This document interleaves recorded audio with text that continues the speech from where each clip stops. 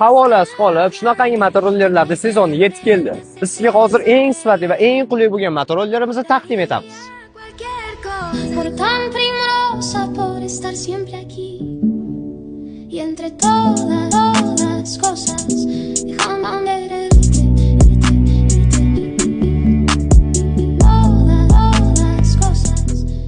Shu motorollerimizning tashqi ko'rinishi o'ta ajoyib ishlangan bo'lib, eng sifatli detallar bilan jihozlangan. Жеткisi tormoz sistemasi 5 ga 12 bo'lgan o'ta sifatli balonlar, двойной resorlar va bolalar va qariyalar uchun udobli bo'lish uchun qulay stupenkalar. Qo'shimcha keyslarimiz ham bor.